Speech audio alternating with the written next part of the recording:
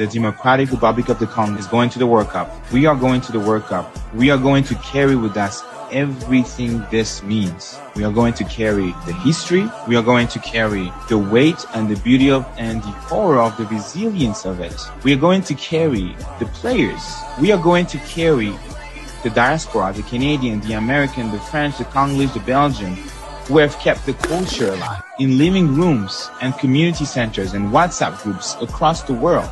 We, Congolese mondialists, are going to carry the people in the East who are still living under the shadow of conflict, who may watch the games on borrowed phones, slow internet connections, community screens, who deserve, I would say, peace far more than they deserve a World Cup, but who will, and I deeply hope, find in those 90 minutes window a reason to pause the suffering and remember that they belong to something larger than the current circumstances. Because we are not forgetting that Congo is under occupation. We are not forgetting that Congo is one of the poorest countries, even though it is one of the richest nations in the world. So we, the mondialists, are going to carry the memory of Patrice Lumumba, who dreamed of a sovereign Congo that could stand on the world stage as an equal. He did not dream of a football team specifically, but he dreamed of exactly this: his people, his country refusing to be invisible. Happy Saturday, everyone. The Democratic Republic of the Congo is going to the World Cup. It is at the World Cup in Houston right now for the first time in 52 years. So the last time that the Leopard stood on that stage, the country was called Zaire, and it was in 1974. Mobutu Sese Seko ruled with, I would say, absolute terror. And the team was, according to some stories, the team was ordered not really invited, but ordered not to concede more than 3 goals against Brazil. They lost 3-0, and then they were essentially silenced. Now it's 2026. We are back on the world stage. The Leopard are back, and this is the time, and this time for the first game on June 17th. The first match is against Portugal. So Portugal, the nation that sailed to the mouth of the Congo River in 1482, the nation that encountered a kingdom, the Kingdom of the Kongo, that had existed for more than a century before any European set foot there. A kingdom with its own king, its own law, its own culture, diplomacy, and most importantly, its own memory. So today we are not going to talk about football. We are celebrating football. I mean, my Congolese jersey. We are asking, though, a bigger question. Why does that history matter for what happens on that pitch on Wednesday? So I'm Gaetan Dofanzo, and this is Congo Unfiltered. And today we are going to go beyond the headlines. Stay with me for a second, and then I'm going to introduce my guest.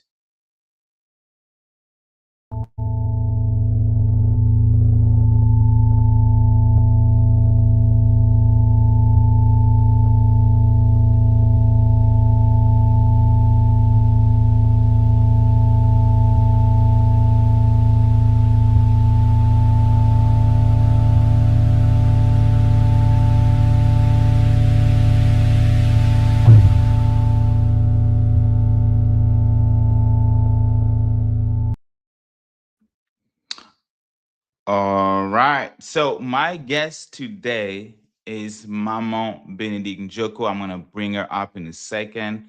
She's a Congolese educator, historian, passionate activist based in Switzerland. And I call her Maman, obviously, dearly. I have a tremendous amount of respect and love for her. Her work on colonial memory, Congolese history, and the long political, I would say, struggle um, in not just in the U.S., not just in the Congo, but also the diaspora, and also the expansion. I would say the European expansion in Central Africa is kind of like exactly what we need for this conversation. So, Maman Benedict, I want to bring you up right now. Welcome to Congo Unfiltered. This is your first time on camera, but you have spoken before as a guest. So welcome to Congo Unfiltered, Mama Benedict. How are you doing?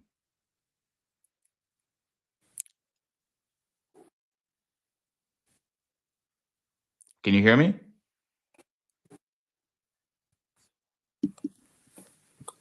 I don't hear you. You cannot hear me?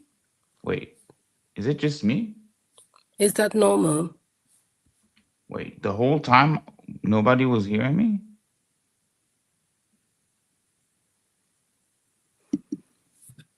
I don't hear you, Um, Gaito.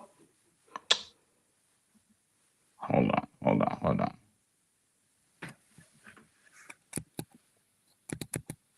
1 2 1 2 test. I think you need to check your audio. Yes, people can hear us. I think it's your audio. Let me help you. This is a stuff of being live. So I think he's your Oh, your, you were your there audio, and you your laptop. disappeared. Do you hear me? I can hear you. Hold on, let me Mm-hmm. do this. So maybe I listen to you on X. I think. Can you try to put your volume up? Yeah, Maybe. well, I need to listen to you on X because Okay. I Let don't me let hear me you. let me message you. So Hold on. Let me call you actually. Hey, that's good. That's a lot for y'all guys. I'm Benedict. what do you call me? Because you cannot hear me. Why do you call me? Yeah. Okay. Well, you know what? What I will be doing is that I'm going to listen to you on X, Okay. and I'll answer your questions like that. I don't know if it's going to work, but That let's that'll try be to do fine. that. Yeah. Perfect.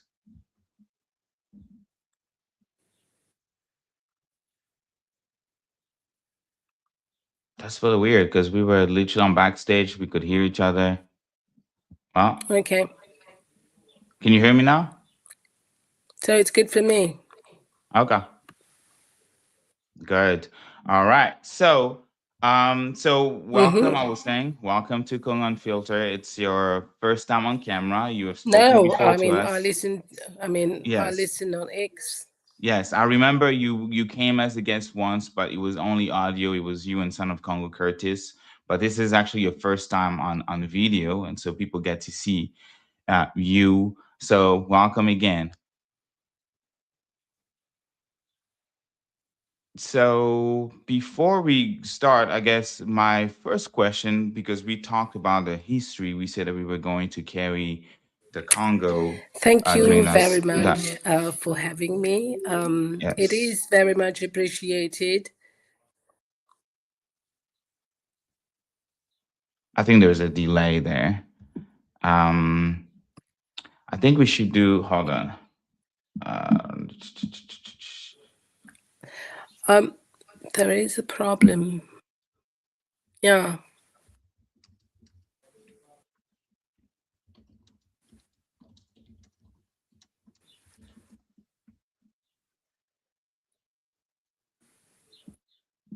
okay, let's do this.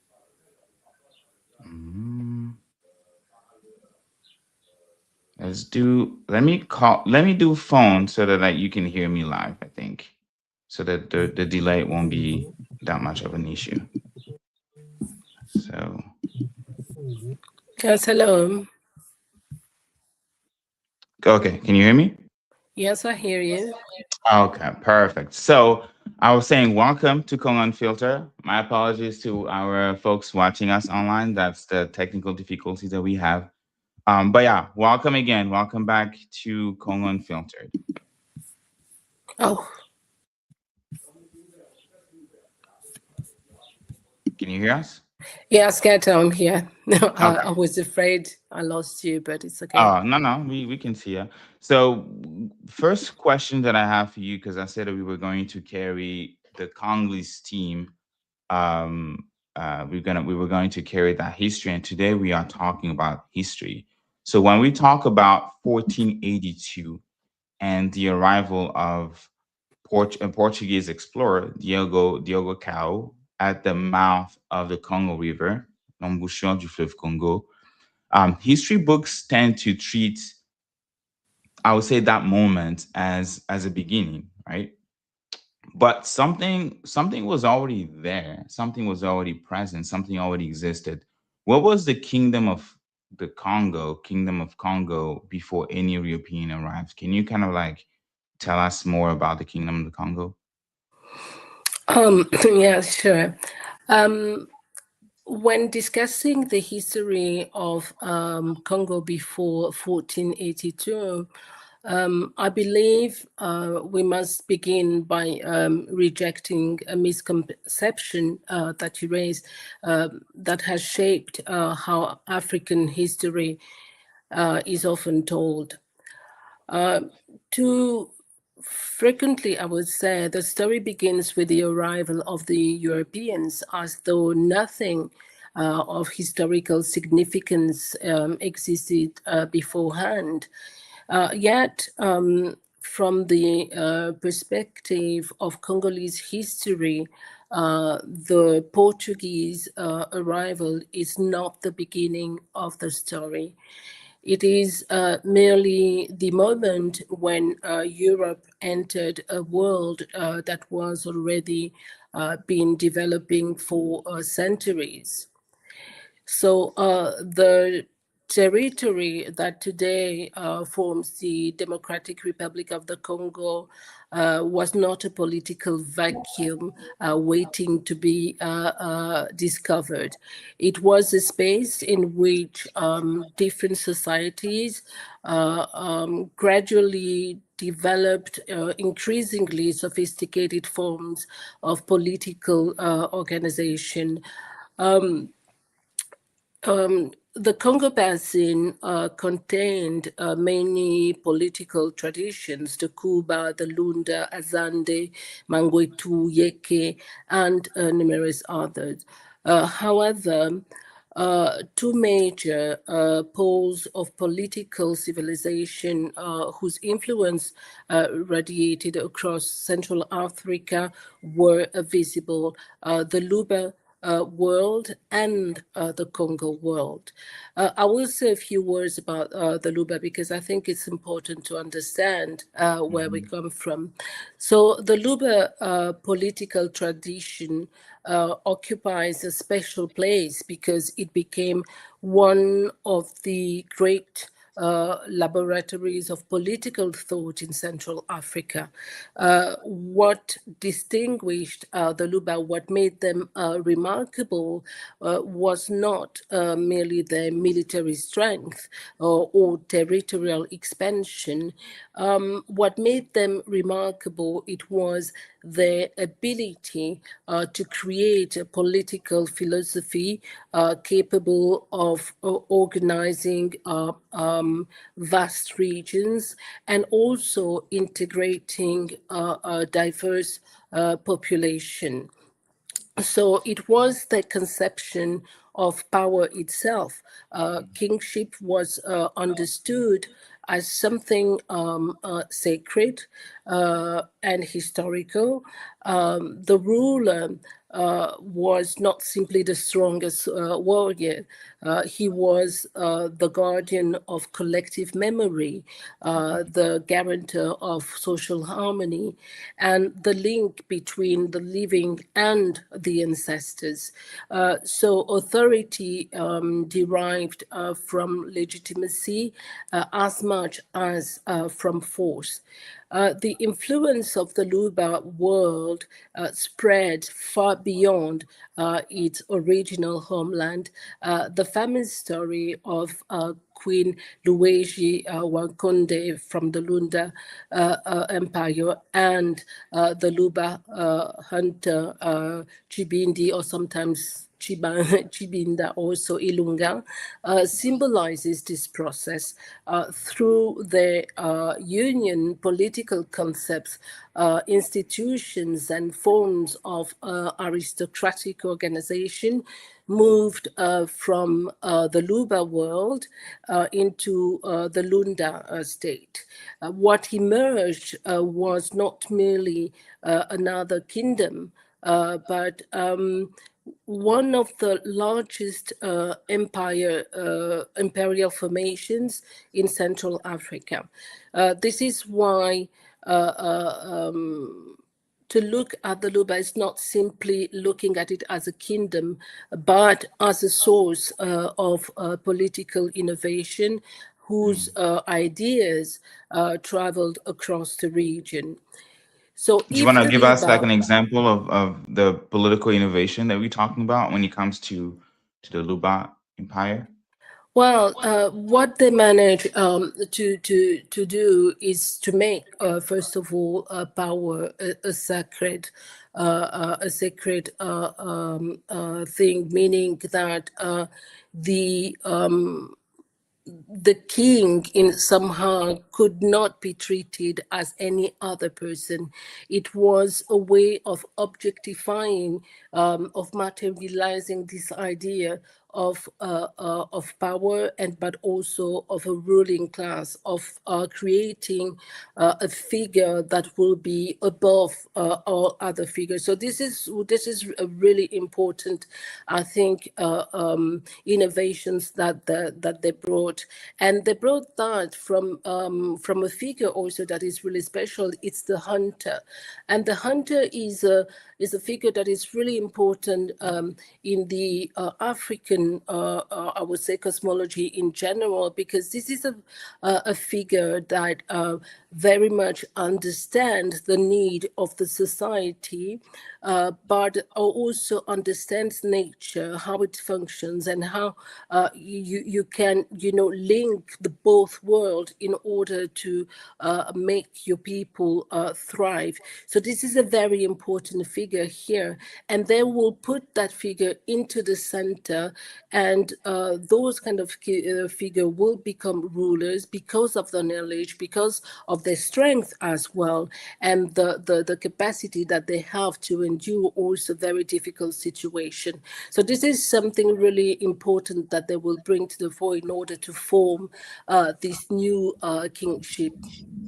And you talked about, and thank you so much for driving us through the history, but also the political architecture of the kingdom. You focus more on the Luba, but I'm really curious to know about who governed those, because it's not just a collective, a collection of tribes. You define them, or you describe them as states that have rules, that have a power, a whole entire structure. But I'm really curious, what was the place of women in these different states in terms of like organizing, in terms of like leading?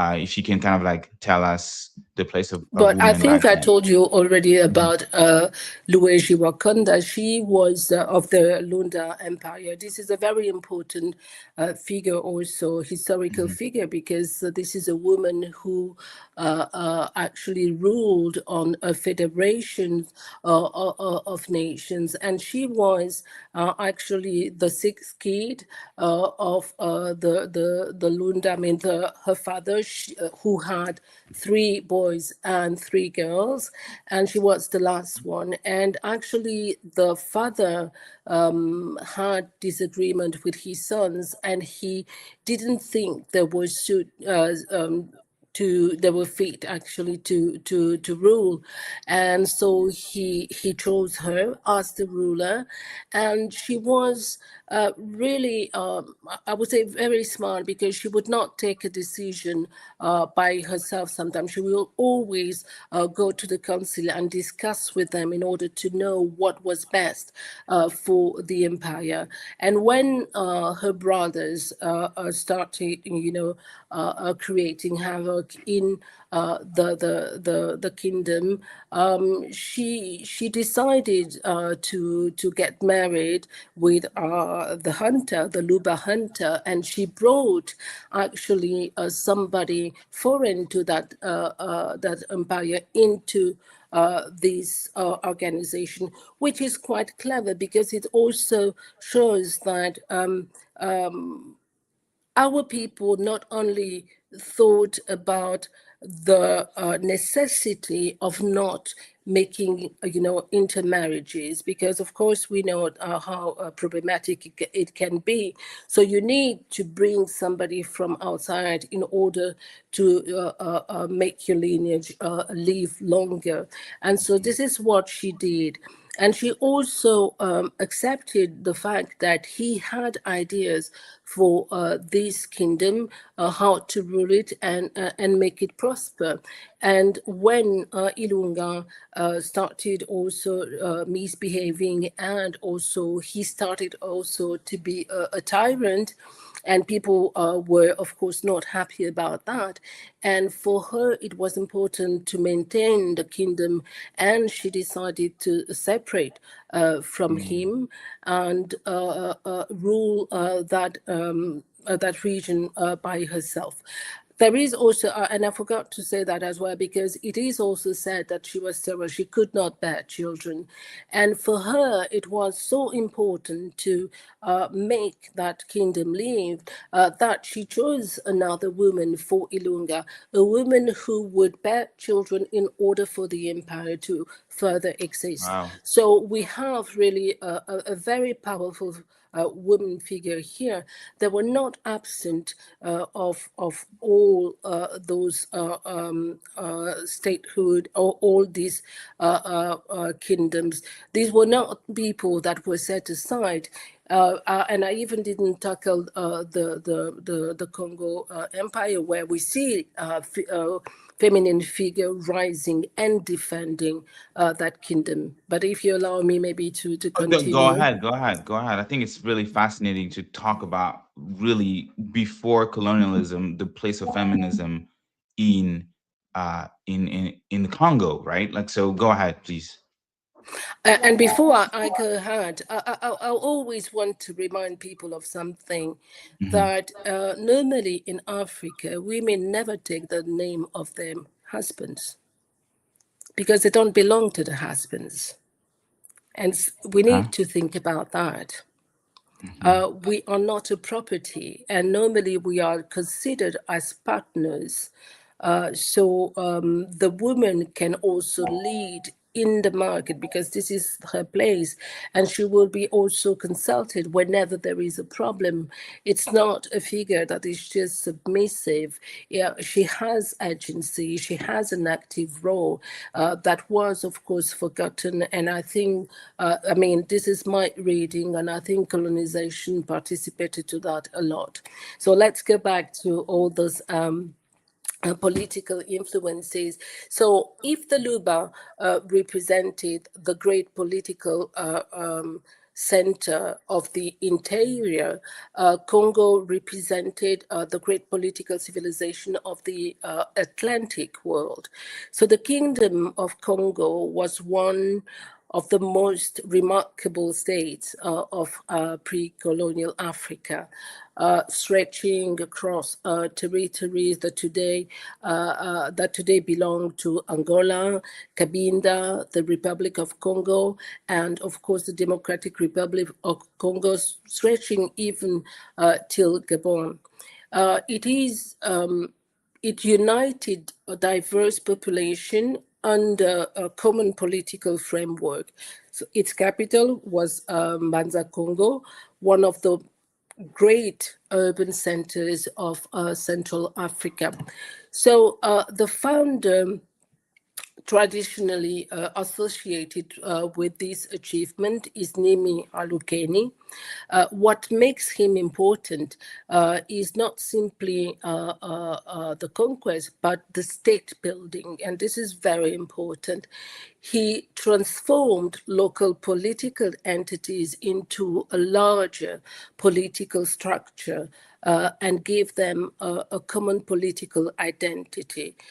Significantly, Congo was first a political identity before becoming an ethnic one, which is very important. In other words, Congo was a political project. Okay, we don't talk ethnicity here. We have people who have a project of building a state. So at the summit of this system stood the Mani Congo, the Lord of Congo, also known as the Ntino. He embodied the unity of the kingdom. He administered justice. He led armies, and he represented the sovereignty of the state. Yet, Congo was not an absolute monarchy. One of the most fascinating aspects of Congo political culture is precisely that power was shared through institutions. The Manivunda occupied a position of extraordinary prestige. He was the guardian of tradition, legitimacy, and ritual authority. Historians sometimes describe him as a kingmaker because of the influence he exercised during royal succession. The Manimbata represented one of the founding pillars of the kingdom because of ancient political agreements linked to the origin of Congo. The province of Mbata enjoyed exceptional status. Its rule played a crucial role in maintaining political balance and validating also royal authority.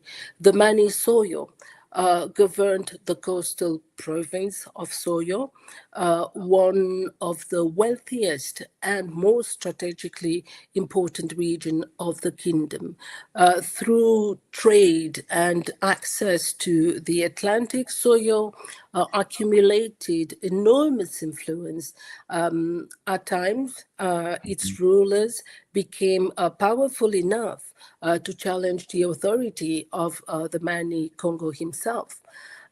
This reveals something essential, I think, about Congo.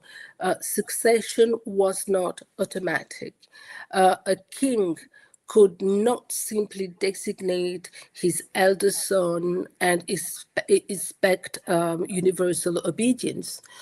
Political legitimacy emerged through negotiation among major institutions, aristocratic families, and provincial powers. This system created both stability and also flexibility, but it also created vulnerabilities that foreign powers would later exploit, of course.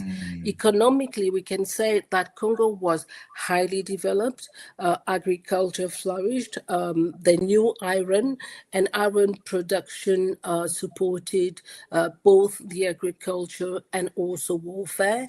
The new trade, and they had trade networks that connected the Atlantic coast with the interior.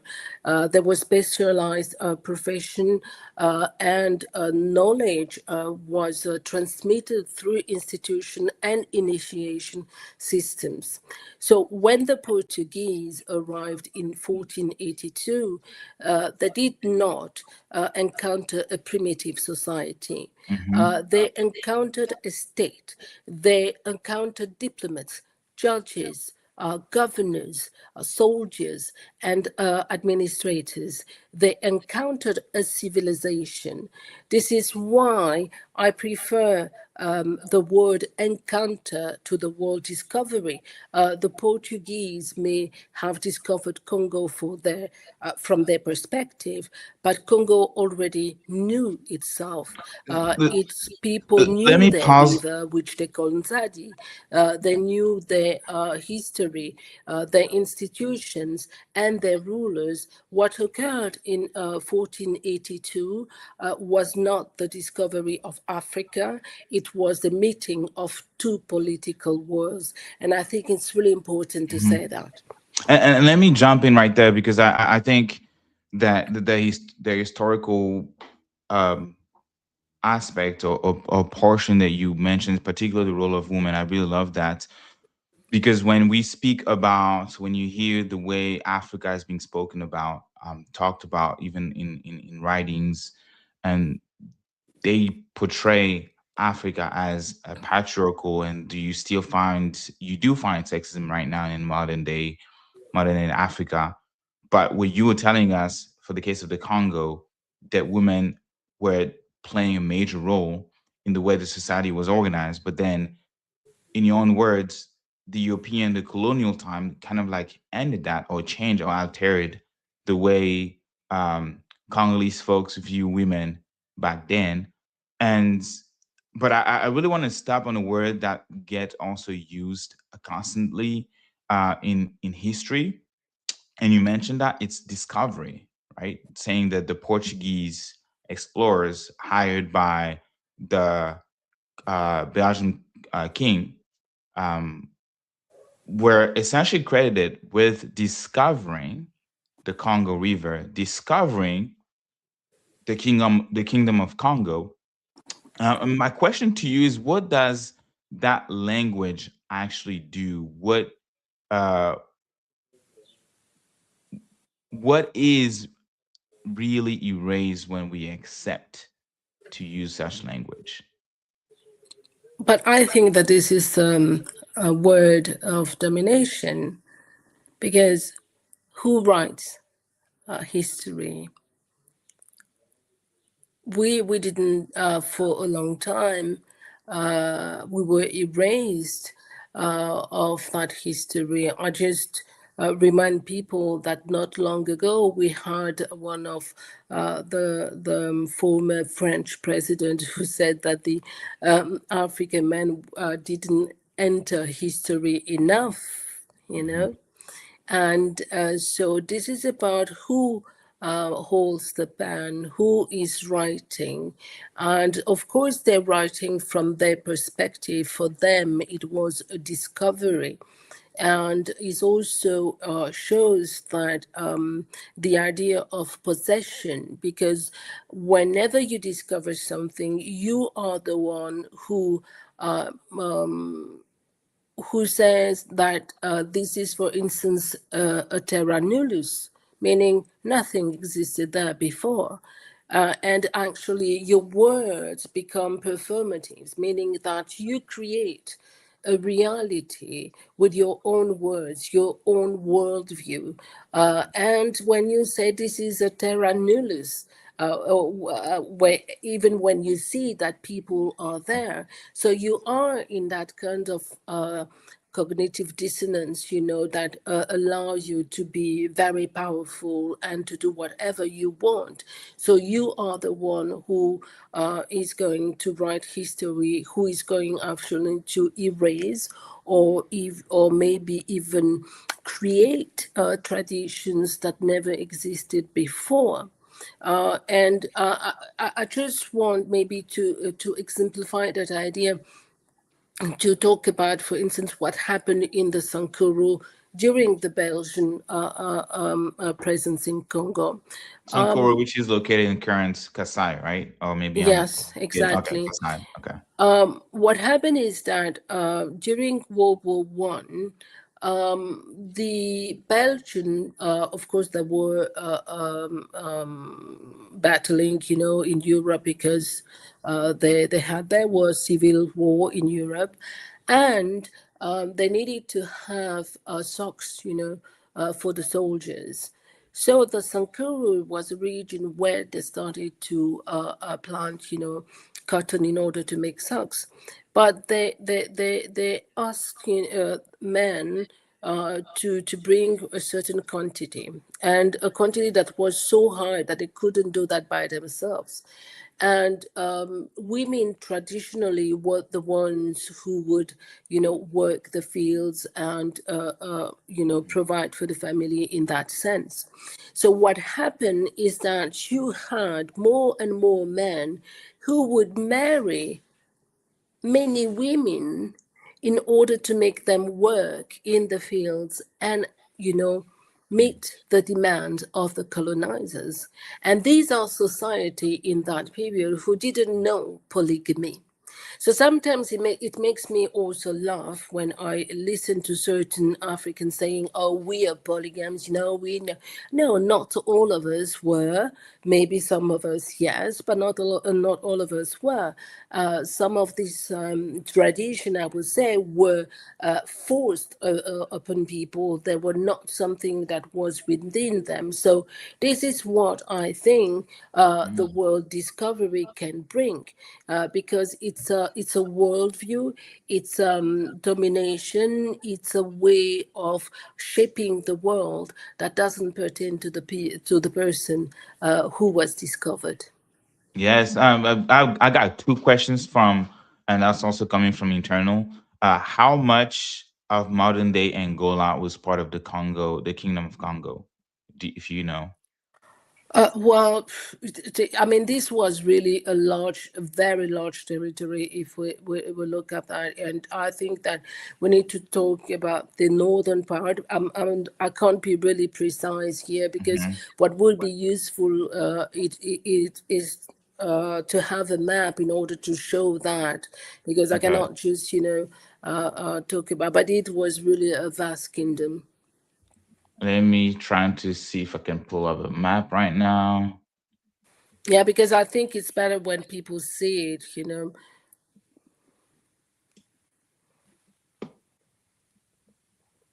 Oh, interesting. Let me see. Let me see. How do you share?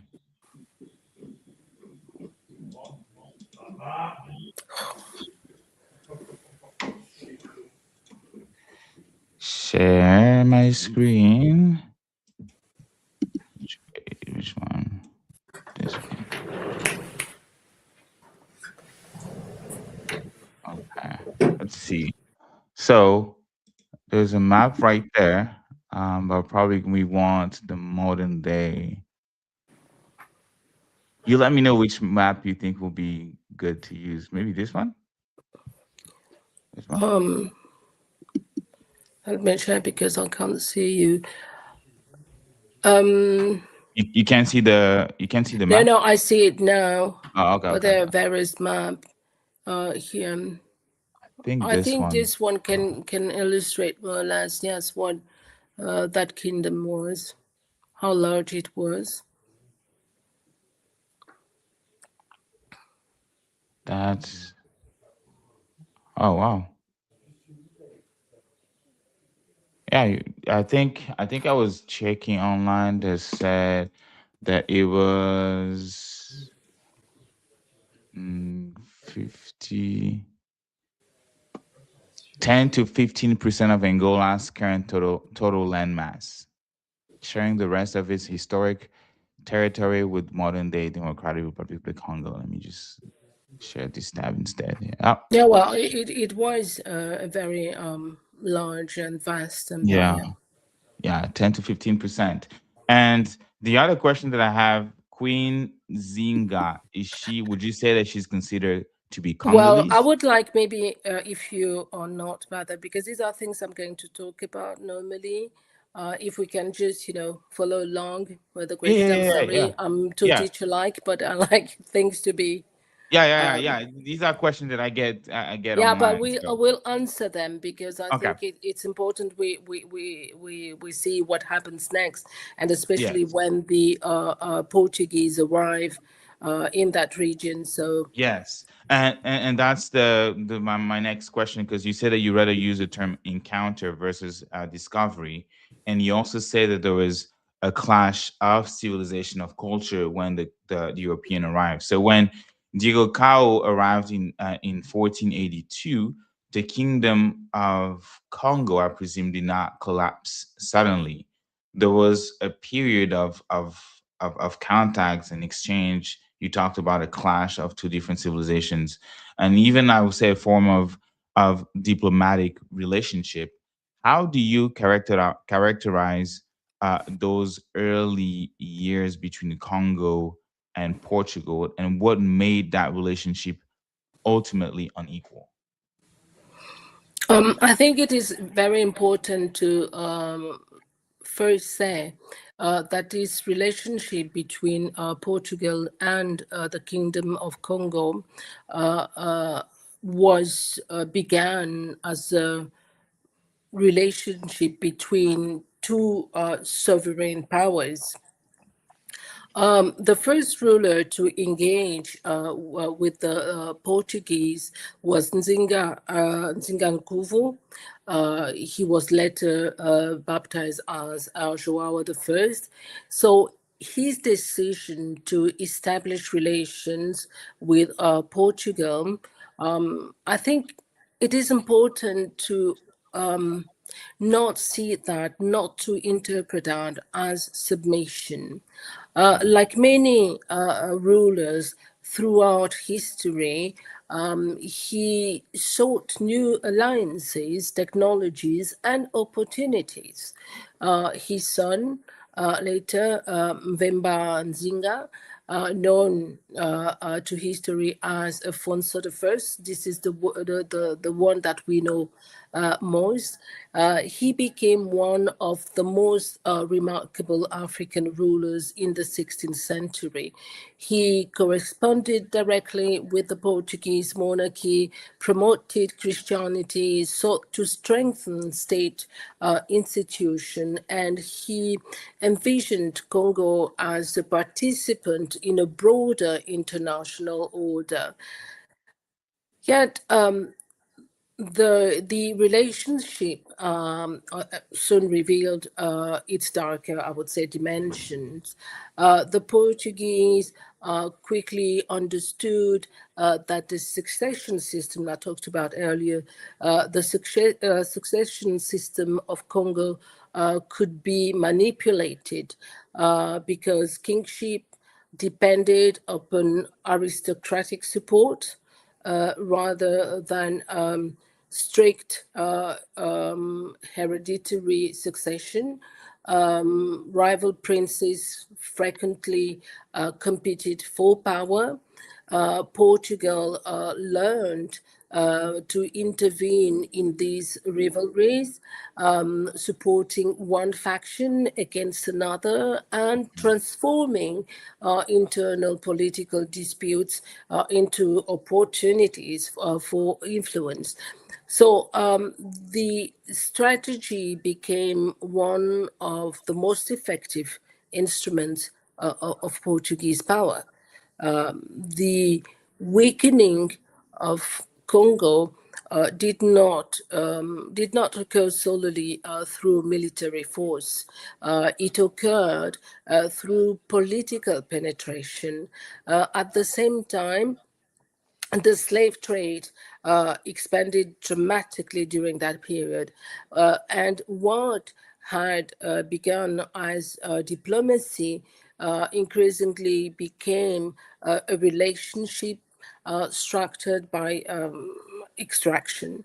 Alfonso himself repeatedly complained that Portuguese traders were kidnapping subjects of the kingdom and undermining royal authority. He wrote to the King of Portugal because even his own children were made captive and became slaves. So he wrote Wow. to the King of Portugal and said, "What I wanted from you is to have more knowledge, is to have maybe more buildings, with new architectures.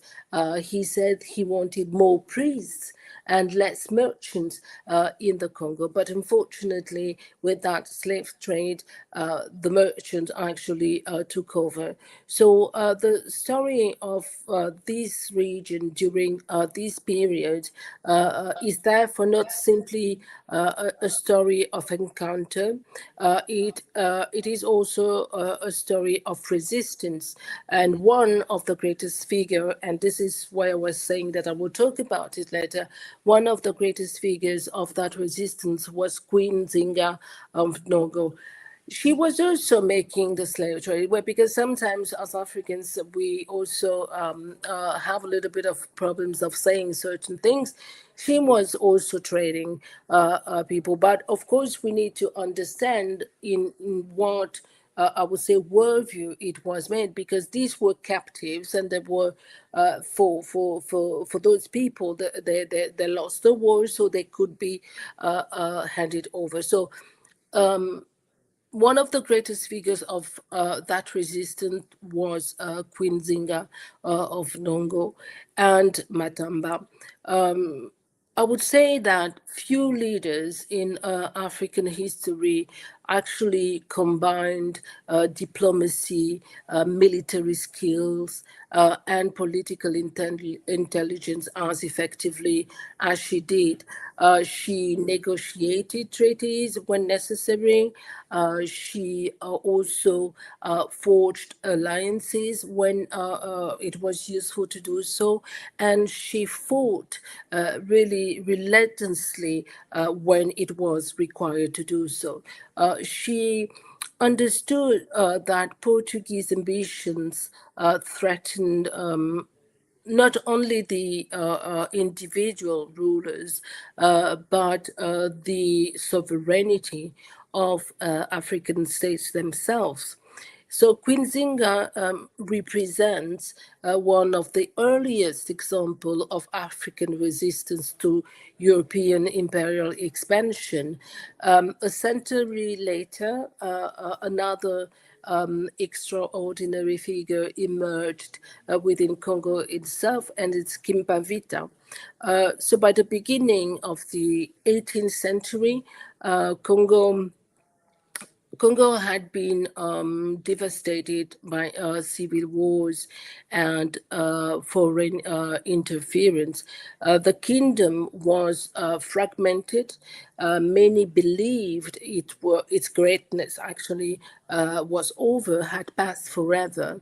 And Kimpavita refused to accept that idea. She preached that Christianity belonged to Africans as much as Europeans. She argued that Congo had a sacred destiny and called for the reunification of the kingdom. So her movement combined spiritual renewal with political restoration. That's why she was so dangerous to the Portuguese. In many ways, she was attempting to save Congo. And her execution in 1706 did not destroy her influence. I would say, on the contrary, she became one of the most powerful symbols of African spiritual and political resistance through we see figures such as Afonso I or Queen Zinga or Kimpavita. We see that the history of Congo, it's not solely a history of decline, a story of decline. It is also a story of adaptation, resistance as well, and the continuous struggle to preserve that sovereignty.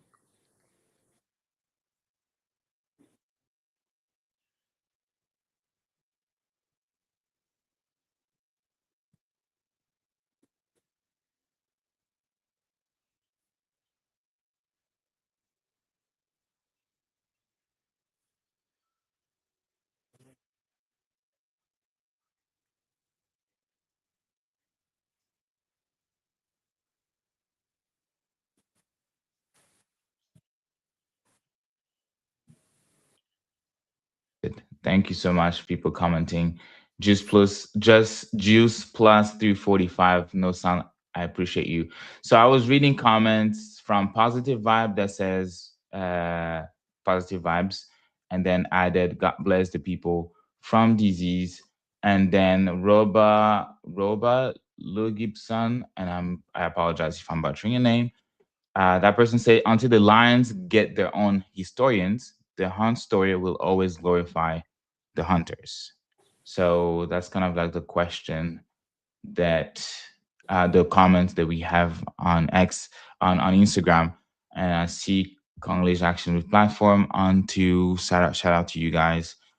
So there is not a direct line. Um, I'll say not a straight line at least, but a traceable one from Portugal, and we already in 1700 with Kimpamvita right now, from the 1482, all the way to the conference, the Berlin Conference in 1884. That's when or where the essentially European powers, nations, 14 of them, divided Africa without a single African voice in the room. So how do you draw that line historically, and at what point does a encounter become domination? Well, I think that if we fail to link the idea of the capitalist idea in the mind of the Europeans, you cannot explain that link. Mm, It is important to understand how capitalism was formed, and it was formed through the slave trade. mm, The Portuguese won't, like other countries such as maybe France or even Britain, they won't have big companies like that who will trade going from Europe to Africa and then cross the Middle Passage to the Americas and then back to Europe, the triangular commerce that was always described, but so in sometimes I think strange ways, in the sense that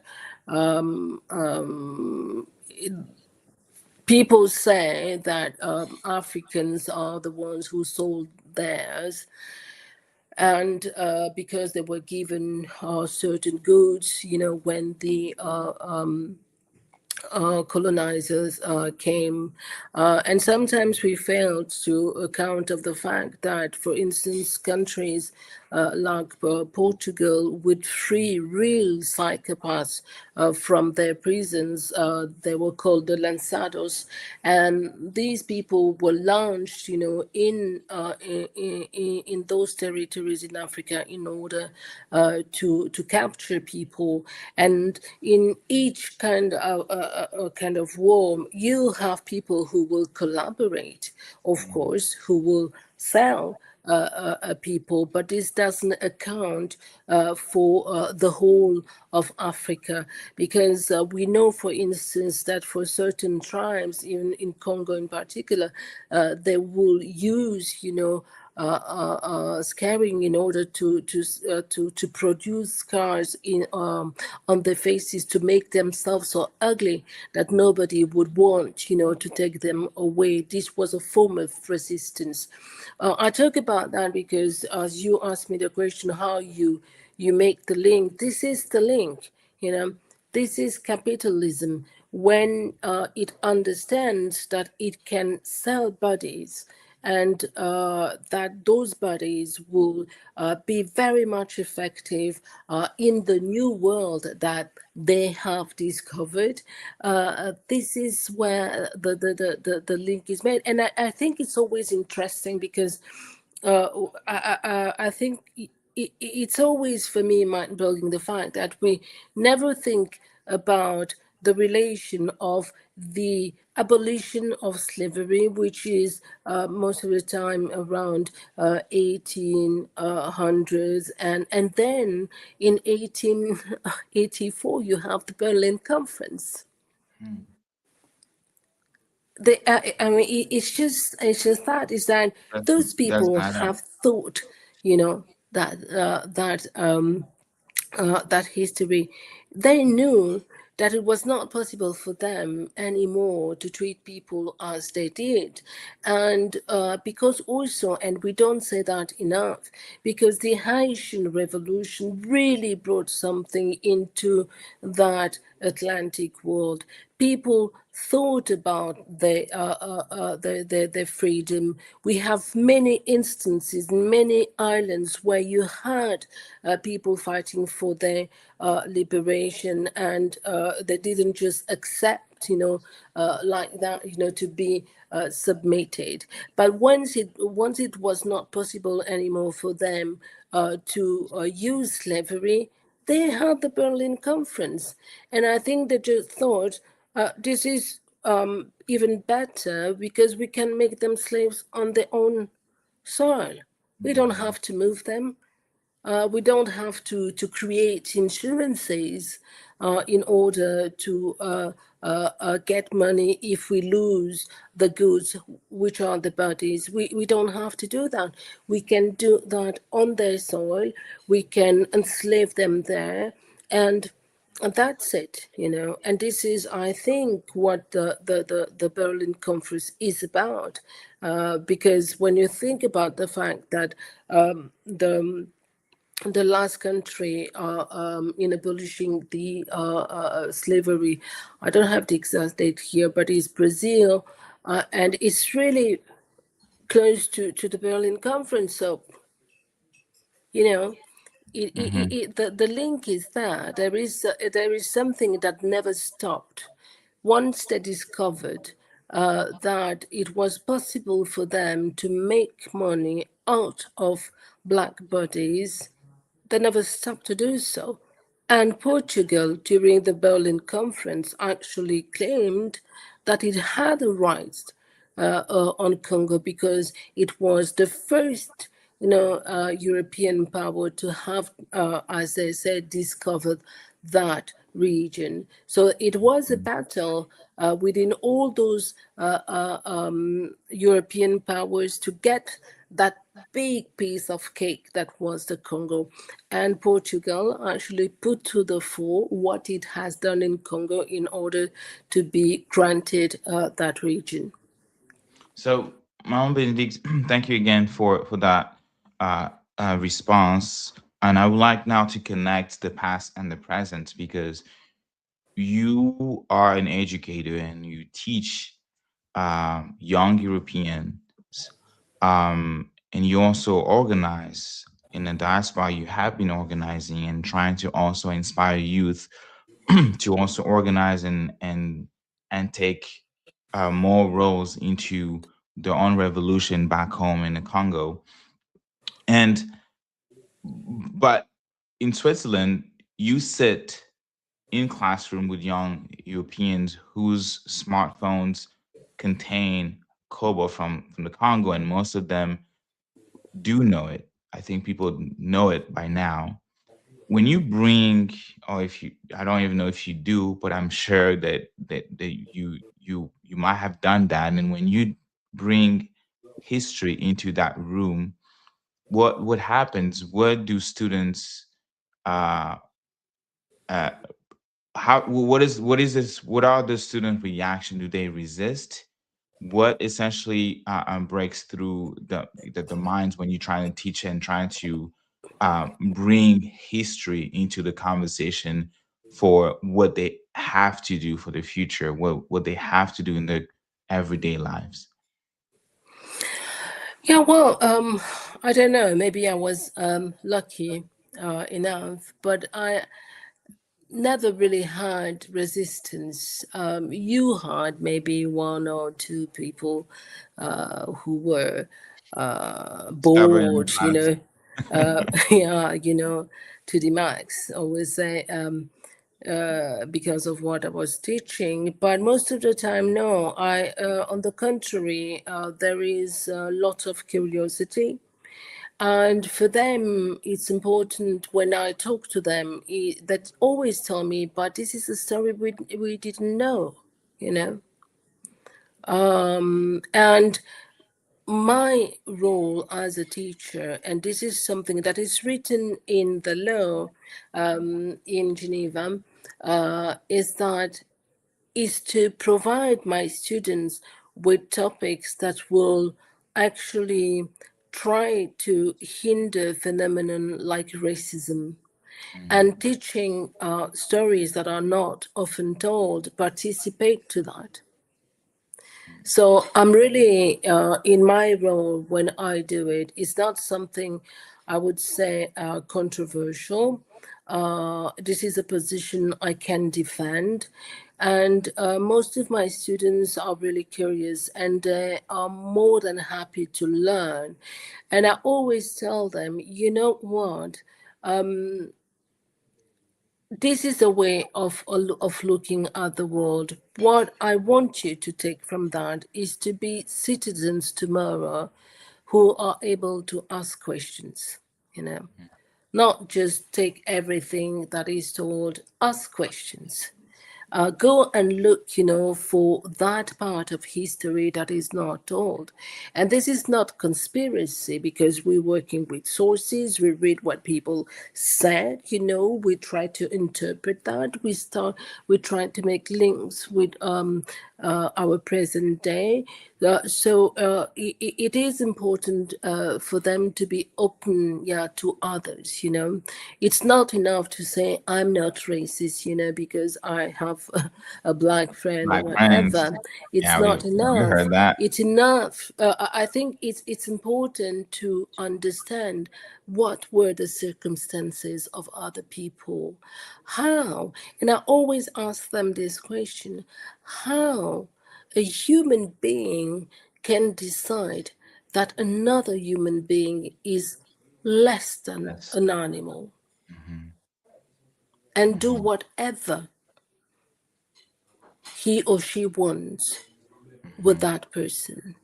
This is a fundamental question. This is a question that talks about humanity. How do we treat humanity? How we treat others? And the way we do that tells more about ourselves than it tells about the other person. Hmm. And it is also important, I think, for them to see how all that subjugation of the black bodies were intellectually constructed. This is, we are not talking about some some kind of insults that were said by such and such person. You have people, you have the judicial system that is going to work in order to subjugate those bodies. You have people who will, use the climate in order to say that our bodies actually were better off being slaved because we were already used, to be so lazy or whatever. So they had, to beat us a little bit in order for us to work. So we really have so many sources that show how much, how far that intellectual world participated in the subjugation of a people. So it is important for me to show that, and it's not. And I always tell them, my aim it's not for them to feel guilty. Because I always tell them, what do I do with somebody feeling guilty? We are talking about crimes here, and crimes need to be prosecuted.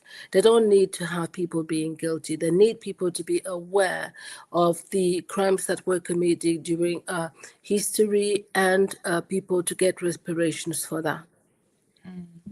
Yeah, thank you so much. I love it. Teaching as a tool to deconstruct racism, And also, education. excuse Yes. me, Yeah. Gaito, and Mhm. also, you know, sometimes in my classes, there are one or two black students.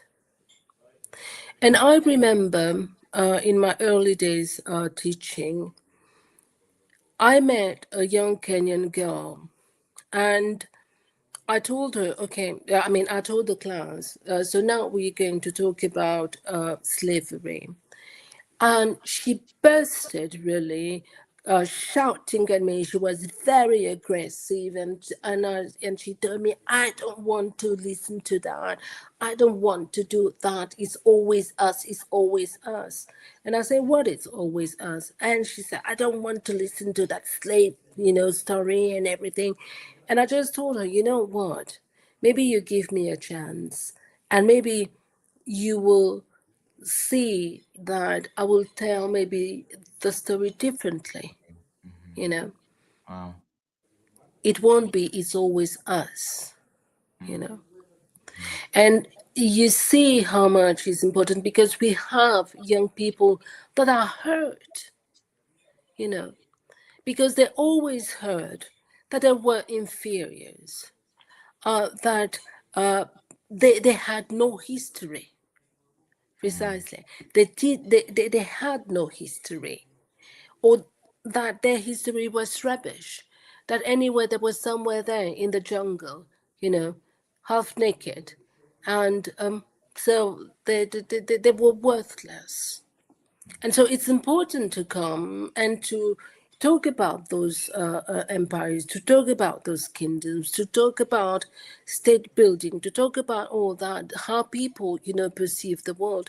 It is important then to make a link, for instance, between that Congo region and something like the Quilombo do Palmares in Brazil, and to see how those people actually maintain traditions, and the fact that they chose, to create the Quilombo within a place where there were palm trees, and this talked, straight from the Congo. And this is a Quilombo that resisted nearly 1 century. When people talk about Zumbi do Palmares, Ganga, Zumba, and everything, there is a direct link to the Congo. When a figure like Zumbi do Palmares becomes the central figure of Brazilian resistance against dictatorship, against military dictatorship, and that it creates in November what is called in Brazil a Dia de Consciência Negra, meaning the day of Black Black consciousness. consciousness. Our Mm-hmm. children need to listen to that, Mm-hmm. because we need to restore them, because a lot of them, since they were young, they just heard, oh, you just a savage, or you don't know what, but they were called names. And history is there to help understand and to restore them to dignity. And I think that this is really something important here. And this is why you see, I remember when I finished my studies in history and English and political sciences and education. And I was offered to try to pursue a doctorate. But for me, it was important to be where our young people were. It was important for me to see, for me, that they saw me, and that it was possible to be a history teacher and be Black. And I had no need of downgrading, white people, but only, tell the facts and reflect on that, and always put, all the discussion that we have under the guise of what it tells us about Yeah. the human. Yes. Yes. And I love it. Challenging racism, challenging stereotypes about Africa, about Africans through education, through teaching. And I think that there is really this dominant image that you painted so well of Congo, of African, of Black people. And we see that in Western textbooks. We also see that in Western Europeans media, mainstream media, when it comes to crisis, when it comes to war, disease. Now that we're talking about the disease, um, um, poverty as well, and your explanation, your word of wisdom, talking to us about the Kingdom of Congo, about history, and also how European arrival um, influenced that, and how the Kingdom of Congo, talking about the Kingdom of the Congo, disrupts those racist and stereotypical notions completely. And I think it's always good to use teaching education as you've been doing, as a way to really offer a counter narrative of African statehood, African sophistication, African diplomacy, African education, and African excellence. And thank you Philosophy. again. Philosophy as Philosophy. well. And to me, the role of historical memory is very important because that shapes identity. And for young Congolese in the diaspora, in Europe, in Switzerland, in Brussels, in Paris, in the United States, in the UK, what does knowing this history really do? Like, what changes when a young Congolese person learns that their ancestors built a kingdom before Europe arrived? And just the example of the students in your classroom who thought that you were going to teach a story from a victimized lens, or trying to once again portray the African, the black man as a property, black man as a failure. But then when you teach that story differently, that history differently, what does that get into? What does that do in the head of that young person in diaspora from your experience? What does historical memory really give back to the people who have been told that they have no history worth knowing? Well, it would be difficult for me to really know what is in their head. Well, But that, from that students, right? You yeah, said but give me a chance. for what I know, maybe I can maybe answer with Mhm. something that happened to me once I told that, and for me it's also important to always say that I'm Congolese, and then I had a young young female student, black one, at the end of my course. She came and she told me proudly, "I'm also Congolese." So Mm, I think that maybe this is the answer, but I want to say that yes, history matters because it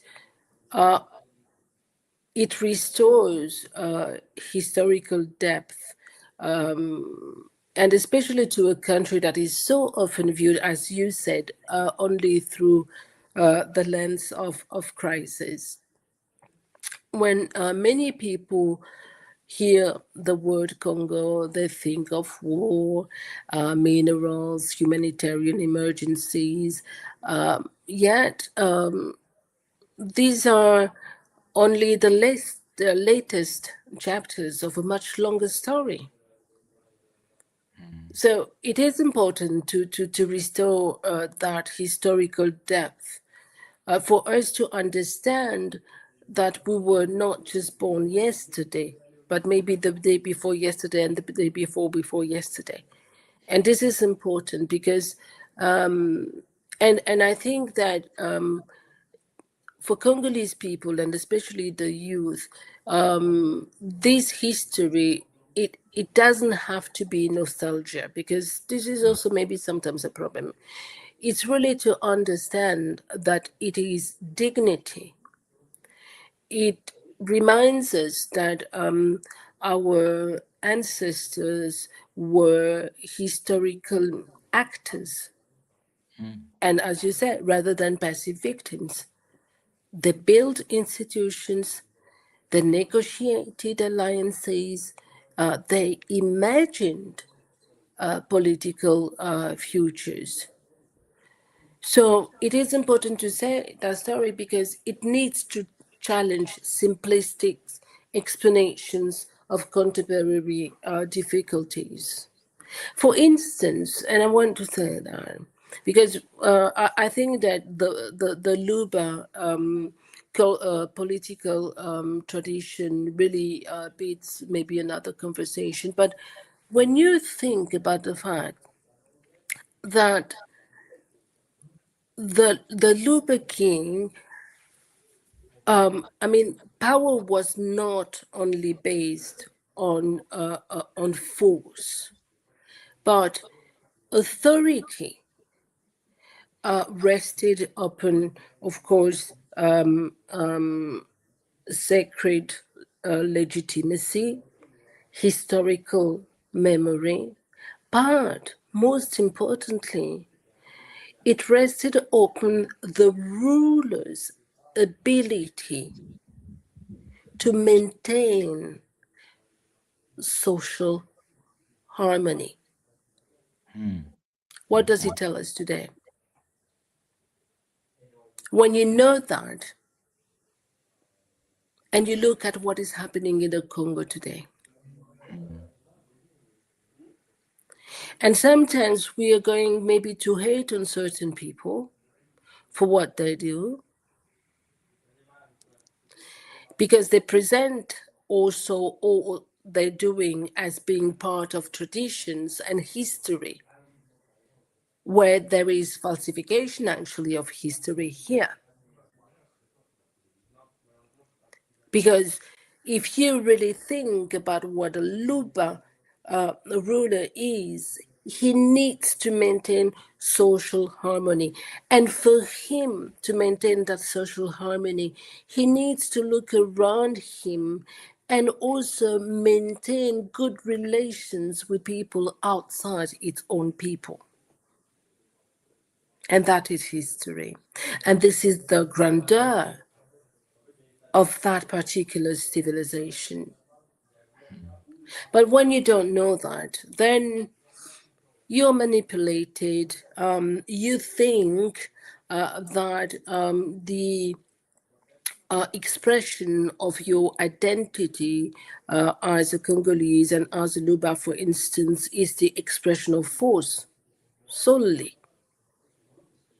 And you don't know nothing about that other part that shows a ruler that needs, to be reflective, that needs to think, that needs to sit down and always measure, you know, what is good for my people. Yeah. And that's why you see, as I say, in order to fight falsification, in order to fight, ignorance, and also to give a sense of dignity to our people, we need to learn that history.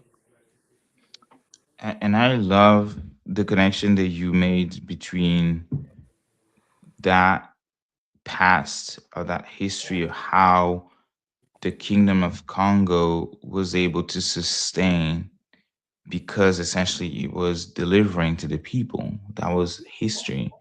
And you're trying to compare that to what's happening today in the Congo, the social economic situation in the Congo, the war in the Congo, the disease in the Congo, a president who's trying to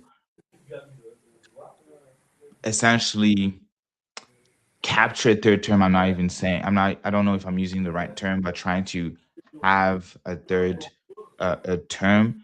All of this is happening while the Congo is going to the first World Cup since 1974, uh, um, which again is is something grandiose. And you Congolese, and you know yourself how we be acting when there was a football game. And the last time that happened, it was 1974. The country was called Zaire. It was a dictatorship again, right? History always repeats itself, or seems to be repeating itself. And then we know what happened. The Congo didn't make it, obviously, and We lost, I think, all of our games, and then the social condition of the people continue to deteriorate until today. And 52 years later, we see the exact same issue. How do you talk justice in the midst of all this? I would say something that's supposed to be a joyful event. How do you continue to motivate? How do you continue to encourage folks to pay attention what's going on in the Congo? To say that, hey, the current president is um, restraining the liberties, the civil liberties of the people. On Fridays, the opposition, and I cannot even try to end do this broadcast without even mentioning that the opposition did a march, a peaceful march, and it was repressed violently. The opposition is saying that at least two people died. Key figures of the opposition themselves were injured. Again, in the midst of this World Cup, how do you uh, talk about the World Cup? How do you enjoy it at the same time continue to resist? I know it's a hard question, but for young people that seems to find any reason that they can to escape their current situation, I think it's important to remind people that that how they're being juggling with their own lives, and how it's also important to remember the current conditions, things happening back home versus what's actually seen on media with the World Cup. Yeah, first of all, I would like to take some time and talk about 1974, because I think it's an important moment, really. Mhm.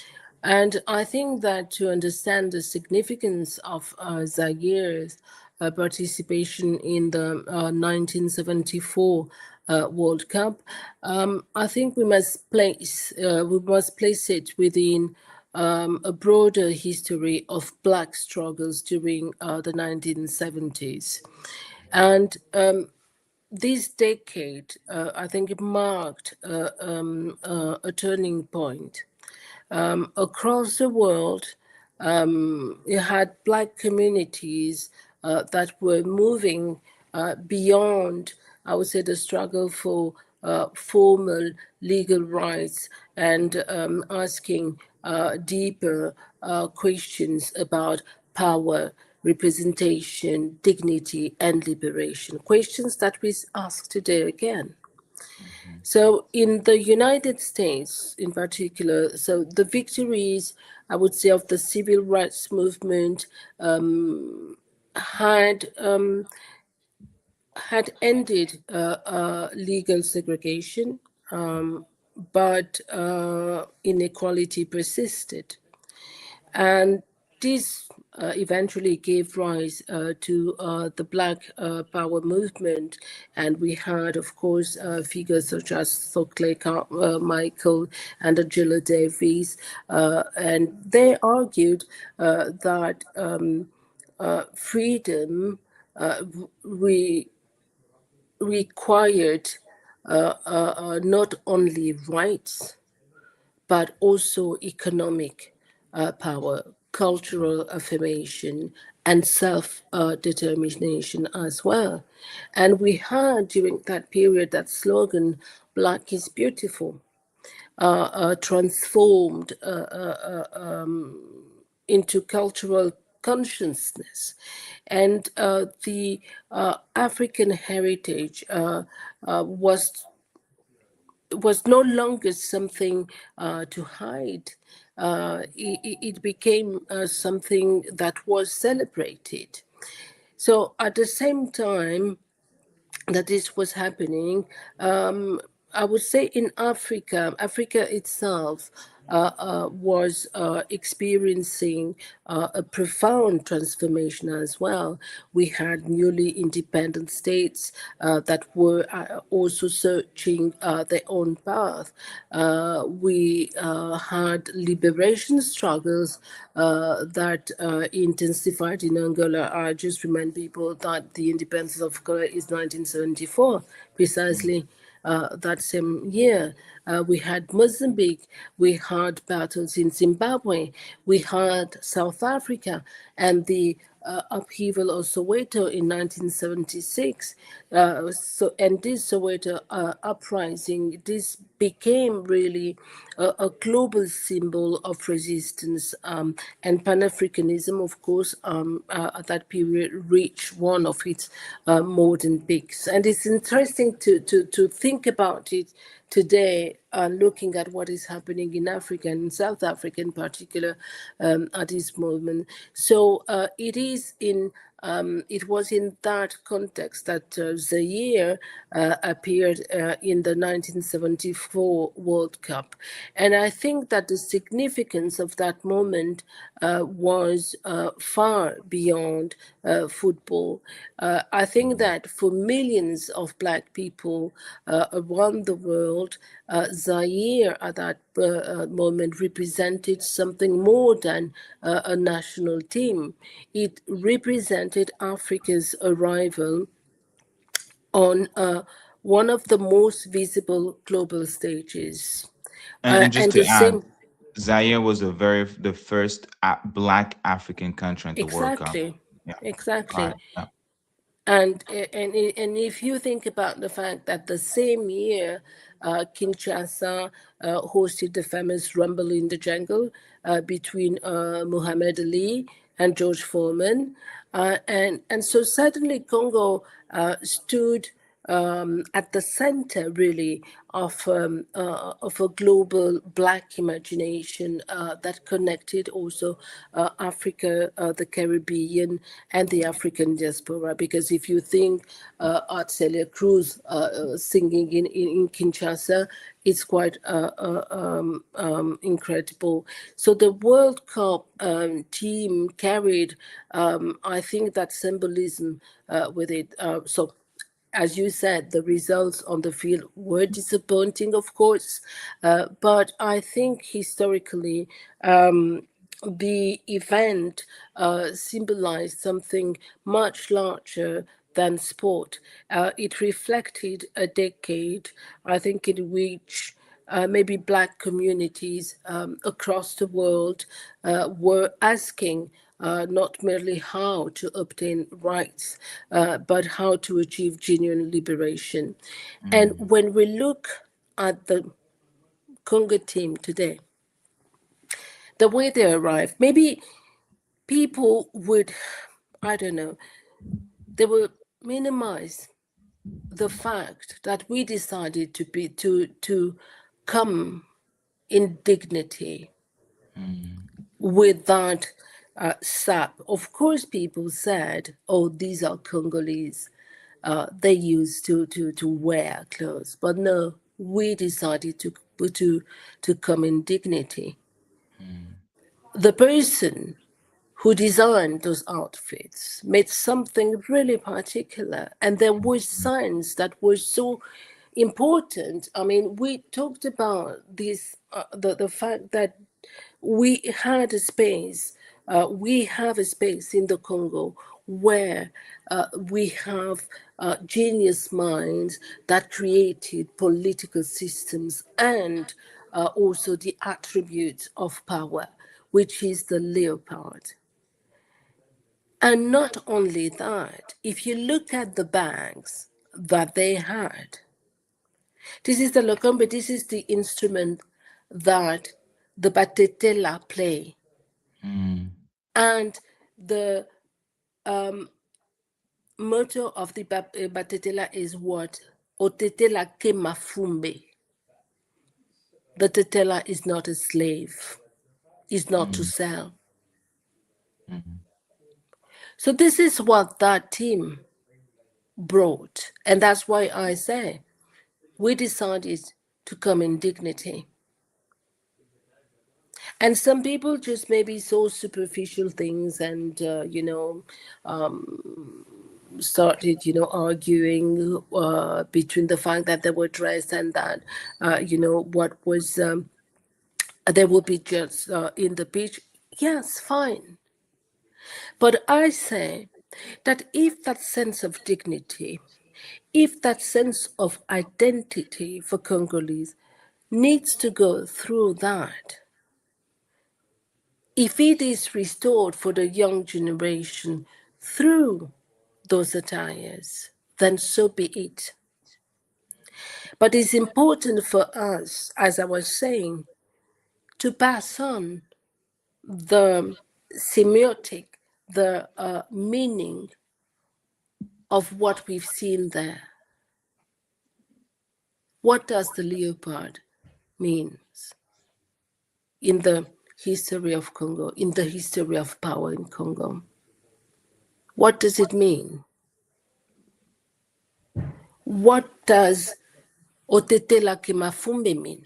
Why would a Congolese say these words? Why that idea of resistance is presented to us through music and through something else, through another art that is football. Mm. These are all the questions that it raised. I mean, I had this conversation with my own son. I mean, he's a football player. He loves the Congo. He loves the Congolese team. He loves everything about the Congo. But it was important to tell him that what he saw was more than what was maybe said about it. And it was important to have that in mind and to understand, and I repeat it again, that we came in dignity. And that's, I think, the message that we can carry with us from this appearance of the Congolese team in the World Cup.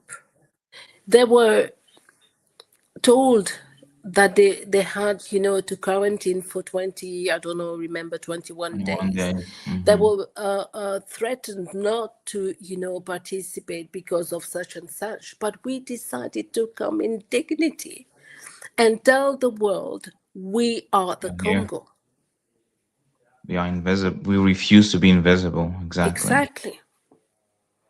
Like, we've been invisible the last 3 decades, where the world made everything possible, the utmost possible, to make us invisible.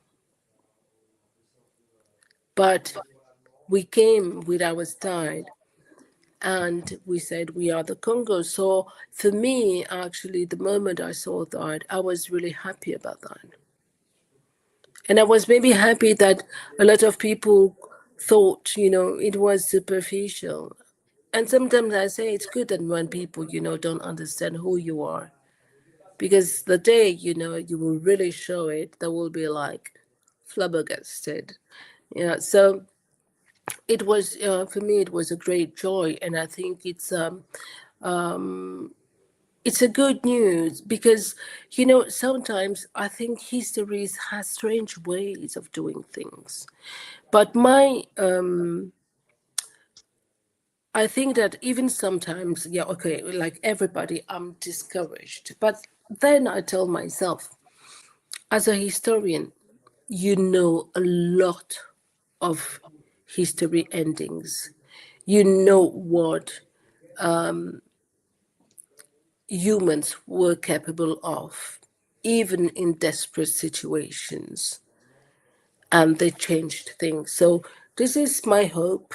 And as I say, history or maybe faith has mysterious way of talking to us, and I think that history talk to us through the outfit of the Mhm. Congolese team. And I was there for it, really. I Yeah. enjoyed it very much. I loved it. Yes. So June 17th, that's the first game. Congo will face Portugal. And then we discussed that at the beginning lengthily, not symbolically, that game literally against Portugal, the national team of the country whose explorers first arrived at the Kingdom of Congo in 1482, whose presence set in motion everything that we have been discussing today, that disrupted the entire life and entire political culture structure, infrastructure. When you think about that fixture, about those 90 minutes, what do you see? What I see is us telling the Portuguese that we survived. We survived. They tried to erase us, but here we are. And again, I mean, we didn't change in the sense that when they came to us, we considered them as human beings, as people with whom we could exchange. We didn't look at them as being lesser human that we were, but they considered us otherwise. So those 90 minutes will be the 90 minutes where each minute that will pass, it's a minute where we say, we survived and we are here. Mhm. And maybe we might lose the game. Well, our children will come back and will tell them again, we are here, we survived. And each minute will tell you so until we'll score that goal and we Yeah. will win the match. And maybe even here, we will win the match. Who knows? Who Why? knows? Why, Yeah, why would Portugal be the winner? for real. Do we know what our players really have, within them? What how they're going to work that? It can happen, and we need to have faith. And if it doesn't pass, I would only have that phrase: "We survived, We and we survived. are here." We survived and we are here. And last question, and I think it's bringing back to that connection because you always teach, you always tell me to be active, to tell Congolese to liberate themselves. So football has always been more than sport in post-colonial Africa. And for I think for many nations, the pitch was one of the few spaces where sovereignty could be expressed and witnessed globally. And I mentioned that again, we are talking World Cup. We talked history in the context of the World Cup. At the very same time in the Congo, people are being displaced due to war. People are being killed due to not just a war of aggression, not just because of cooperation, because of capitalism, uh, uh, greed, um, or extractivism, but also killed by their own government, also displaced by their own government, beaten to death. The protests the opposition organized. So, can sovereignty, justice, freedom, the right to protest, the right to exist in your own country, in your own borders, can that still be expressed while we talk about the World Cup? Is it still possible? And what is the specific meaning of that expression for Congo in this match, in this World Cup right now? But I think this is what we do here. It's precisely what we do here. Is that we think about this game, not only what is going to happen in the pitch during the 90 minutes, but everything that came around it. And I really think that your ability to fight a power that is tyrannical, that doesn't respect your being, necessitates for you to become free in your head. And I think that joy, genuine joy, sometimes allows to become free. You know what? I once asked my son, because he's playing football since he's 6, and I have to say, maybe some people are going to say that I was a bad mother, but I was not very interested in that. And I would let him go with his father, and I was just, oh God, make him stop that thing. And African mom. so, and I was like, oh yeah, you need to stop that thing. And he went on and he went on. And one day I asked him, I say, tell me what happens, when you play. Is it possible that you actually start to climb, over there, and we stay on Earth and nothing else matter, and you are just up there? And he told me it's exactly that. And then I thought, what a luck, really. What a luck that such a young human being already find a way to make himself be free and not be with us here when we, I don't know, think about, I don't know what that bothers us, but each week he had instances where he could be free. And I think that if that team is playing, it gives maybe in a certain way the possibility of Congolese people to experience pure joy, to be free, to be proud of who they are, and with that become. And I think it helps. Maybe it would be just it would be just something that would not be perceived, but these are small cracks that are really necessary in order to understand really what we are up against, in order to understand that the king is naked. So it is important what is happening here. And also we need to understand, and we've seen that also when we have when we had our brothers and sisters in Goma under this occupation, the Rwandan occupation. But when the Congo qualified for the World Cup, we saw them in the street, and they had this moment where they could shout, "We are Congolese." And it didn't mean only we are Congolese, it also meant, and we want to remain as such. So these moments are really important. These moments are those little cracks, that will allow people to be free, and to be free in their mind, in their heart, and don't fear just to say what I see here is unacceptable, and I will not put up with that, and I will not support the people who are hurting the human the way they do. And for that, we need instances of joy. We need moments where we can elevate ourselves with that joy, and to experience again and again that it is possible and that we are not bound with those people. We are not there.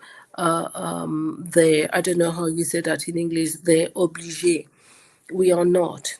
We are our own people, and able to think and distinguish what is right and what is wrong, and what we need to fight for. So I would say this is maybe what I see here. And as I say, I really hope that they will give us joy. Yes, and I'm going to give you the opportunity to close out and speak directly to the diaspora.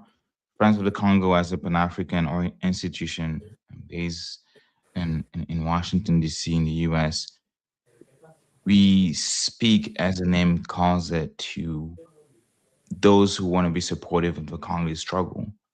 But we also speak of those who found themselves far away from the Congo, those who live in places. We doing this episode in English, we speaking to the diaspora as well.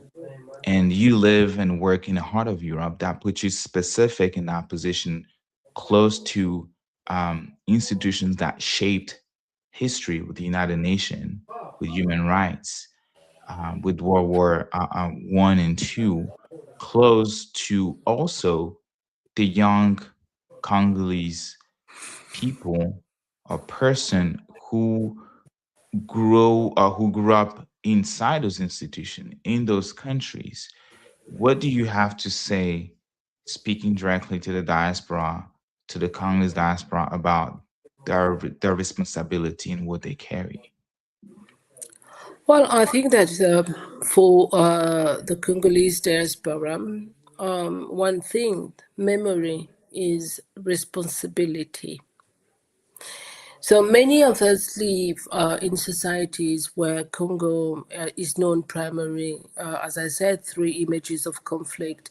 But yet, our history is much larger than our tragedies. We are heirs to Congo, to Luba, Lunda, and countless other traditions. We are heirs to figures such as Kimpavita and Queen Nzinga. We are also heirs to generations of people who struggle to preserve dignity under extraordinary, difficult circumstances. So the future of Congo depends, I think, partly on the recognition, on no, on reconnecting pride with knowledge. Knowledge without pride becomes sterile. Pride without knowledge becomes empty. But when knowledge and pride come together, memory becomes a force capable of shaping the future. So for me, this is why history matters, because the story of Congo does not begin with colonization. It does not begin with war. It does not begin with a crisis. It begins with civilization that imagined political futures, built institutions, and shaped history long before the world learned their names eventually. So, and perhaps I think that this is the most important lesson we can carry forward today. Memory is a responsibility. Make good use of that. Yes, and Mama Benedict Njoko, thank you so much for your time. Thank you for this conversation, much needed. And I think this is exactly what Congo Unfiltered exists to hold. And thank you for your wisdom, for your knowledge, for also your advocacy all these years, and for being here and spending the time with me. So thank you. Oh, thank you very much. I'm happy that I became wiser because I was a very unwise person when I was younger. So maybe age helped me a little bit. So this is really good to hear that. And thank you very much, Kaito, again for the invitation. I very much appreciate that. And you know that I appreciate you very much. And as I told you last time, don't be so nice. All right, this is a conversation off the record Thank to you. have, but but thank you so much. Love you so much. Love you Forecast for too. the Thank game. you. You said we could win, but you have an idea. Give a I score. don't One have zero. any idea. I Okay, don't, and I don't want. I don't want. What my wish is just, let's win, guys. let's Just win. let's win. You Hey, know. a draw is a win. If we draw, we winning. I'm pretty sure my Yeah, fellow they only Congolese have will to not. do that. This is what we Yes, want. We have to. We want joy. This is what we yes, need. and for the football fans out there, we're not just gonna park the bus. We're gonna park the whole continent and Exactly. and hopefully not lose. But again, thank you so much. I appreciate you. Love you. I will talk to you later. Okay, thank you, Gaito. Thank you Yeah. very much. Wow, that was Mama Benedict Njoko. Excited to have this conversation. This happen, and yeah, we discuss. If you are joining just right now, you're late. You need to go back, rewind, and watch the entire show. We talked about history. We connected to the present and also the responsibility as a person, particularly those of the diaspora. We talked about the Kingdom of the Congo. That in the time when the Congo is going to face Portugal at the World Cup, June 17th, the Kingdom of the Congo did not need Portugal to exist. And that's the main theme or main idea, that it existed. Congo existed before the arrival of colonial powers, before the arrival of Portugal explorers. It had existed for over a century before Diego Cao ships appeared at the river's mouth, at the Congo River's mouth. It had kings, and Mama Benedict talked about it. Kings, it had law, culture, and memory. So what Portugal brought was colonialism introduced, right? It was not civilization. And as a matter of fact, we argued during this broadcast that the Congolese folks, the Kingdom of Congo, Luba was also mentioned. We had, or they had their own political architecture, the way they also value women in the society, very much different than today. That colonialism came and disrupted that. Colonialism came and became a system of erasure and an architecture designed to make Congolese people forget what they were before. Mama Benedict talked about polygamy and how Congolese people think and they say that we are polygamous. No, we were not. And she gave an example. So colonialism made people forget what they were before someone else decided what they should become. And next week, Leopard will play Portugal. They play not as a nation. They needs they need our support. They needs our I would say recognition. I think Mao Benedict spoke so powerfully about the arrival of the Congo team. People talked about, everybody's talking about the outfit. But Mama Benedict said that we arrived the Congo after being humiliated by the United States immigration system, being told even though all of the players are not even playing in the Congo, but they're required to quarantine for 21 days due to Ebola. And it's crazy when that news even came out that they are going to, right now, they're even preventing Congolese supporters to come in the US. Visas are being denied due to Ebola that is happening, and is, I think it's a serious health crisis. I'm not going to lie. I'm not going to also minimize it. It's happening in the East, and 100 million Congolese people are right now being penalized for that. The very first, at the very same time, and that has been the story for the past 2 3 years, Friends of the Congo stood with allies and demanded a temporary protected status for Congolese people. And we were told that that was not possible because the situation in the Congo, this the war, the 30-year war of aggression of Rwanda, Uganda, financed, funded, covered, and watched by the United Kingdom, by the United States, by European powers, that those crises cannot become the reason why the US would allow millions or thousands, 100,000 of Congolese folks already living in the US to have a protected status. Why? Because that crisis is happening in the East. Fast forward, right? Fast forward, we have Ebola, and suddenly an entire nation is essentially condemned. An entire nation is essentially a sanction, I would say, and folks won't be able to be there flying from the Congo.